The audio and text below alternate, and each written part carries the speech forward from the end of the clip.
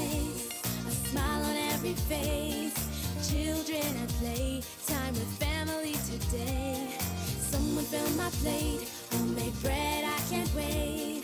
I can't get enough, I will always stay in touch with my Bahamaland, yeah. Rare Voice introduces Bahamaland, an unlimited nationwide calling plan for only $5 a month. So call home today and connect again with Bahamaland. Home never felt so close. My Bahamaland, yeah.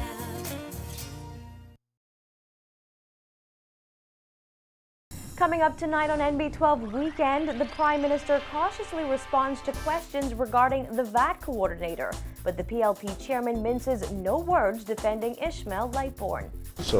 And I have not spoken to him. I know him to be an outstanding and upright Bahamian. $20 million in contracts awarded to Andros contractors for the development of the Agricultural Institute. The Grand Bahama Chamber of Commerce president says island residents need more information on that.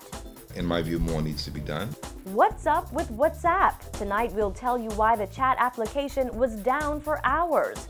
Plus the Nassau Guardian hoping to make you healthy and wealthy. We want people to live with confidence. We've got those stories and much more for you tonight. I'm Nikia DeVoe, and this is NB12 Weekend.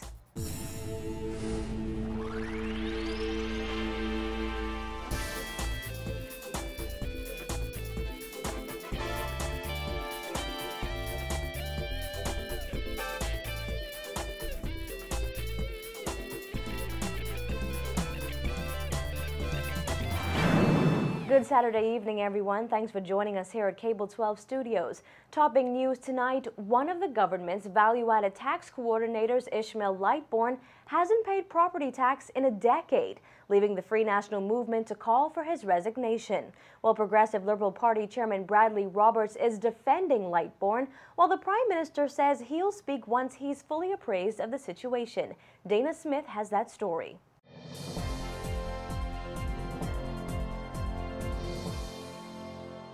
Although PLP Chairman Bradley Roberts is defending Ishmael Lightbourne in the face of the FNM's criticisms and calls for the VAT expert to resign, Prime Minister Christie is being more cautious. Speaking to our news team yesterday while in Andros, Christie said he wants to find out exactly what was said during Lightbourne's interview with the Nassau Guardian over the issue before he formally responds to the controversy. Christie said he wants to be careful. It does involve a human being who was a top professional managing partner of a firm and who was employed by me. And I have not spoken to him since. This week, it was revealed Lightbourne hasn't paid property taxes over the past 10 years, and Lightbourne admitted he recognizes the hypocrisy and contradiction of this, given he's one of the government's chief advocates for VAT. FNM Chairman Darren Cash called Lightbourne a flawed messenger.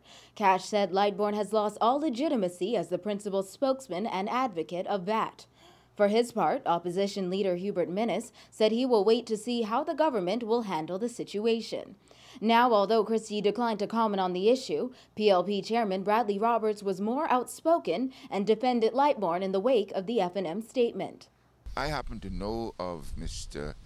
Lightbourne's personal dilemma in the past, and I know him to be an outstanding and upright Bahamian, strong Christian gentleman.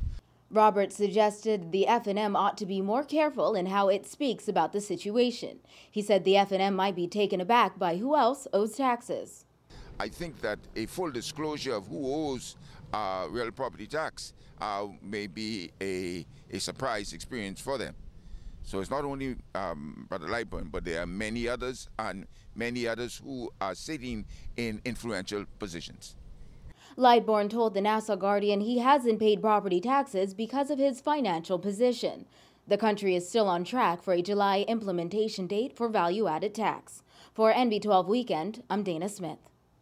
Well, Prime Minister Christie and several other members of government flew into Andros yesterday to sign more than $20 million worth of contracts for the construction of the Bahamas Agricultural and Marine Sciences Institute. Scores of Androsians turned out for yesterday's signings, which were hailed by officials as a new era for that island and a gold-lettered day. Deputy Prime Minister and Minister of Works and Urban Development Philip Brave Davis told an excited crowd all of the contracts are being signed with Bahamian construction companies. 1, 2, 3, 4, 5, 6, 7, 8, 9, 10, 11, 12, 13, 14 contracts. Sound better doing that right? 14 contracts for a total of over $20 million. Amen. That's what we are spending in Andros. All of the contracts are being given to persons who either are born in Andros or have roots in Andros or have some ancestry to Andros. North Andros MP Dr. Perry Gomez also gave remarks where he praised the signing as the beginning of a metamorphosis for Andros. Arnold Forbes, chairman of the Bahamas Agriculture and Industrial Corporation, also spoke and noted the significant and historic investment the government is making in establishing this new research school. Andros today is historic for a number of reasons. Firstly, because this is the single largest investment in North Andros ever. Secondly, this is the single largest investment in agriculture in the history of this country. Forbes also hailed the construction of the institute as a step towards food security, as did the Prime Minister. Christie hit back at criticisms from the opposition over job creation, explaining the construction and opening of this school will provide many jobs for Bahamians. And you would have heard an opposition figure describe me in the most demeaning and derogatory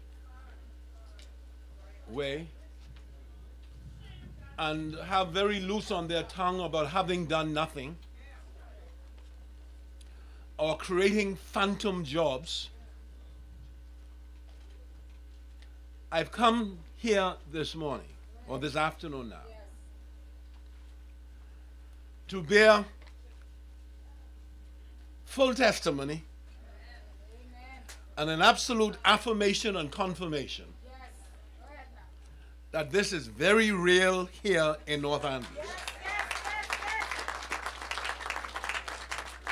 Christie added the contract signings will put thousands of dollars into circulation in the island's economy. It is putting in circulation here $50,000 to $60,000 a week. That's the sum total of it. So when you're asking whether there's money in circulation, you better accept there is. Now, what you think will happen when the brother signed these contracts today?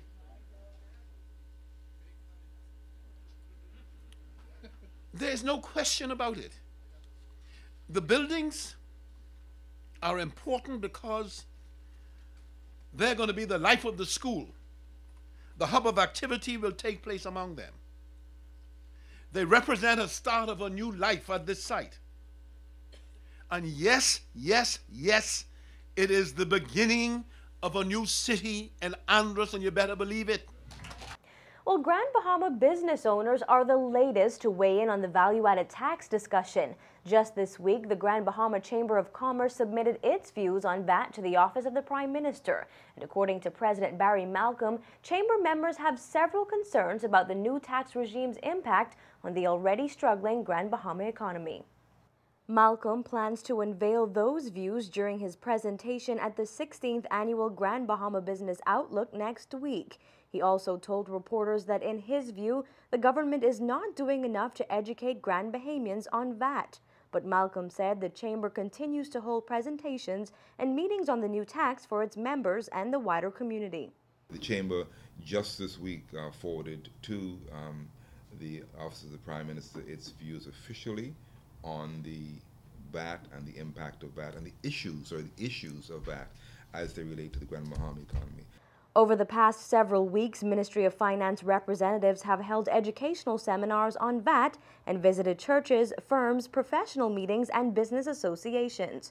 However, ministry officials claim that many members of the public do not attend the interactive presentations. However, Malcolm said that's not the case in Grand Bahama, stating that residents there are hungry for information on the tax. We invited, for example, Owen Arthur, former Prime Minister of Barbados, who rolled out VAT in this country, to come down and speak with us almost 10 months ago.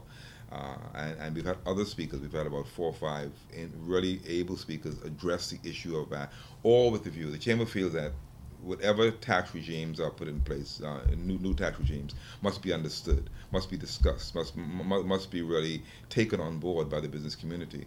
So without pronouncing one way or the other for or against VAT, the Chamber has sought to really deepen the conversation in Grand Bahama and deepen the consideration of what are the implications and impact of VAT. Members of Grand Bahama's business community have questioned if the island is able to escape the implementation of VAT come next July.